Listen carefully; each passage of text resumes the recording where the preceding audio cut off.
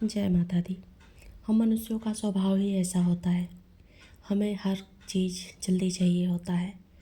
उसी तरह साधना भक्ति जो लोग भी करते हैं उनके मन में एक सवाल ज़रूर रहता है, एक इच्छा ज़रूर रहती है कि हमें ऐसा कोई मंत्र मिल जाए जिसके ज़रिए हम जल्दी से जल्दी अपनी इच्छाओं को पूरा कर सकें, भगवान तक जल्दी से जल्दी अपनी बातों को पहुंचा सकें। तो आज की जो वीडियो है ना, इसी टॉपिक पे है। इसी मंत्र को, इसी इच्छा को पूरा करने की कोशिश करूँगी मैं। इस वीडियो में मैं आपके साथ एक ऐसा मंत्र शेयर करूँगी जिसको जानने के बाद आप भी अपने बातों को आसानी से ईश्वर तक पहुँचा पाएंगे।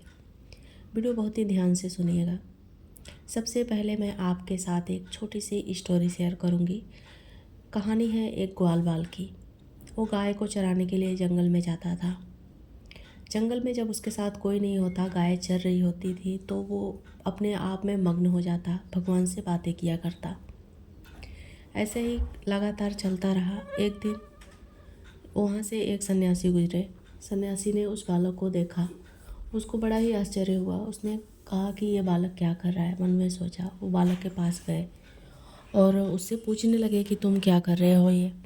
तो बालक ने कहा कि मैं तो भगवान से बातें कर रहा हूँ।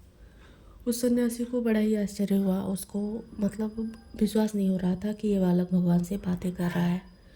उसने कहा कि ये तरीका गलत है। अगर तुमको भगवान से बात करनी है तो चलो, मैं तुम्हें अपने आश्रम में ले चल के कुछ शिक्षा दूंगा, कुछ मंत्र बताऊंगा जिसके ज़रिए तुम भगवान से आसानी से जुड़ सकोगे। ग्वाल बाल भोला था। उसे लगा कि हाँ, गुरुजी सही कह रहे हैं। अब अगले दिन जब वो गायों को लेकर आया तो गायों को जंगल में छोड़ा और गुरुजी के आश्रम में जाकर बैठ गया और मंत्र विद्या सीखने लगा। उसे संस्कृत नहीं आती थी, फिर भी उसने कोशिश की और कुछ मंत्र वगैरह उसने सीख लिया। अब बालक जब भी गायों को लेकर जंगल में जाता तो वो उसी मंत्र को पढ़ता, उसी मंत्र के ज़रिए भगवान को याद करने की कोशिश करता। एक दिन उस सन्यासी के सपने में भगवान आए और कहा कि तुमने ये क्या कर दिया। जिस बालक ने मुझे इतने दिनों से मतलब मेरी भक्ति कर रहा था, बातें कर रहा था मुझसे, अब वो मंत्रों में कहीं खो गया है। उसके अंदर वो भाव नहीं है, वो प्रेम नहीं है जो पहले हुआ करते थे।